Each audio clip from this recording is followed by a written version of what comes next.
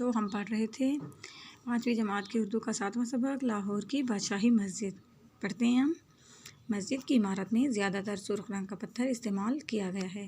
इसकी अंदरूनी यानी अंदर की तरफ से अंदरूनी दीवारों और मेहराबों इमाम के मस्जिद में इमाम के खड़े होने की जो जगह होती है उसको मेहराब कहते हैं। मेहराबों पर मुख्तलिफ कुरानी आयात दर्ज की गई हैं यानी लिखी गई हैं।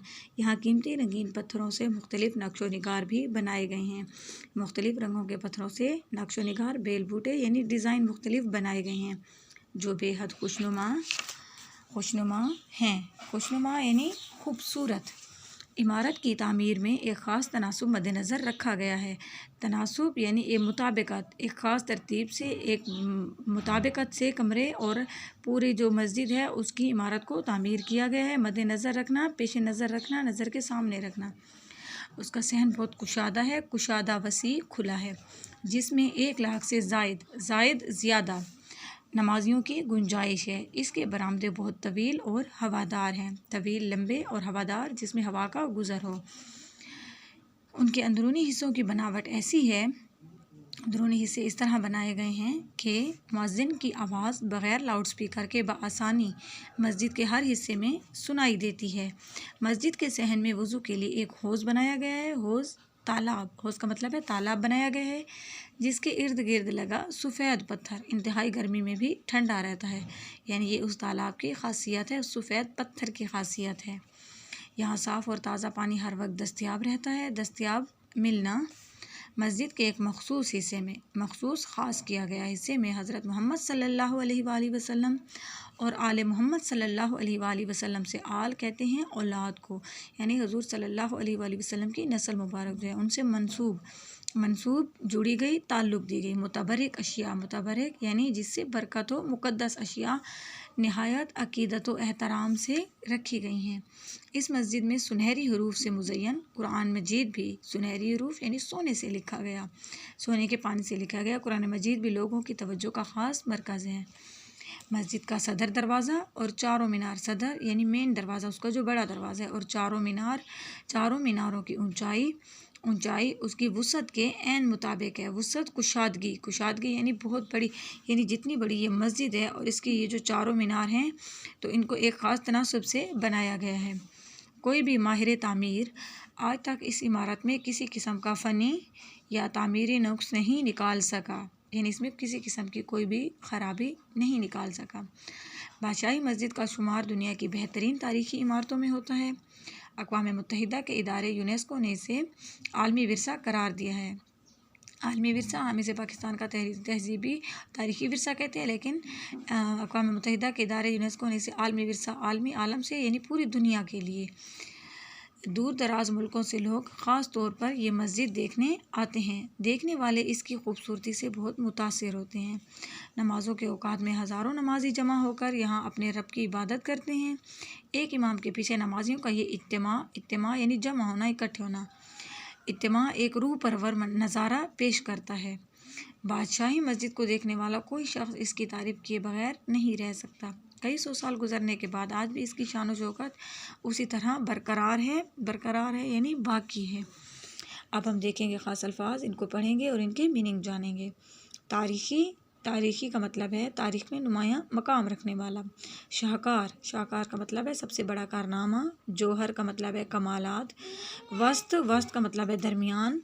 मरकज़ी का मतलब है दरमियानी।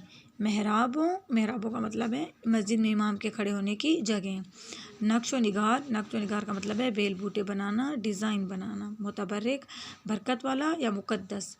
मंसूब ताल्लुक़ दिया गया, जुड़ा हुआ। जानिब का मतलब है तरफ।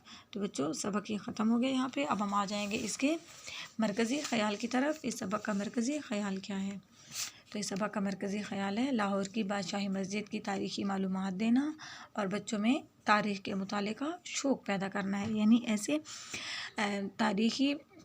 तारीख़ से रिलेटेड बच्चों को सबक सुनाकर उनमें तारीख़ को पढ़ने का शौक़ पैदा करना है।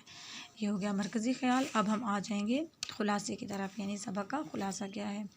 लाहौर एक तारीख़ी शहर है जिसमें बहुत सी तारीख़ी इमारतें हैं। उनमें एक बादशाही मस्जिद है जिसे मुग़ल बादशाह औरंगज़ेब आलमगीर ने तामीर करवाया था। मस्जिद की इमारत में सुर्ख रंग का पत्थर इस्तेमाल किया गया है। इसकी अंदरूनी दीवारों पर कुरानी आयात दर्ज की गई हैं। मस्जिद का सहन बहुत कुशादा है जिसमें 1 लाख से ज़ायद नमाजियों की गुंजाइश जगह है। इसके अंदरूनी हिस्सों की बनावट ऐसी है कि मुअज्जिन की आवाज़ बग़ैर लाउड स्पीकर के बआसानी मस्जिद के हर हिस्से में सुनाई देती है। मस्जिद के सहन में वज़ू के लिए एक हौज़ बनाया गया है जिसके इर्द गिर्द लगा सफ़ेद पत्थर इंतहाई गर्मी में भी ठंडा रहता है। मस्जिद के एक मखसूस हिस्से में हज़रत मोहम्मद सल्लल्लाहु अलैहि वसल्लम और आले मोहम्मद सल्लल्लाहु अलैहि वसल्लम से मंसूब मुतबरक अशिया निहायत अक़ीदत व एहतराम से रखी गई हैं। इस मस्जिद में सुनहरी रूफ से मुज़य्यन कुरान मजीद भी लोगों की तवज्जो का ख़ास मरकज़ है। अक़वाम मुत्तहिदा के इदारे यूनेस्को ने इसे आलमी विरसा करार दिया है। कई सौ साल गुजरने के बाद भी इसकी शान व शौकत उसी तरह बरकरार है। तवज्जो, ये हो गए मरकज़ ख़याल और ख़ुलासा। अब हम आ जाएंगे सवालात व जवाबात की तरफ। तो पहला सवाल है, बादशाही मस्जिद किस मुग़ल बादशाह ने तामीर करवाई? इसका जवाब है बादशाही मस्जिद मुग़ल बादशाह औरंगज़ेब आलमगीर ने तामीर करवाई। दूसरा सवाल है, बादशाही मस्जिद के नज़दीक वाक़ कोई से 2 मशहूर तारीख़ी इमारतों के नाम तहरीर कीजिए। तो उसके नज़दीक बहुत सी इमारतें हैं जिनमें से 2 ये हैं, मीनार पाकिस्तान और मज़ार अल्लामा मोहम्मद इकबाल का मज़ार। अगला सवाल है, बादशाही मस्जिद और शाही किला के दरमियान मौजूद बाग का क्या नाम है? तो इसका जवाब है बादशाही मस्जिद और शाही किला के दरमियान मौजूद बाग का नाम हजूरी बाग है। इससे अगला सवाल है, बादशाही मस्जिद की अंदरूनी दीवारें किस तरह की हैं? इसका जवाब है बादशाही मस्जिद की अंदरूनी दीवारों पर कुरानी आयात दर्ज की गई हैं और मुख्तलिफ़ रंगीन पत्थरों से नक्शो निगार बनाए गए हैं जो बेहद खुशनुमा और ख़ूबसूरत लगते हैं। मस्जिद के सहन में वज़ू के लिए बनाए गए तालाब में क्या ख़ास बात है? तो इसका जवाब है मस्जिद के सहन में वज़ू के लिए बनाए गए तालाब में सफ़ेद रंग का पत्थर लगाया गया है जो इंतहाई गर्मी में भी ठंडा रहता है। ये इसकी ख़ास बात है। तो बच्चों, एंड पे जो मैं आपको काम दूँगी वो है इमला, यानी इस पूरे चैप्टर के आपने इमला की तैयारी करनी है।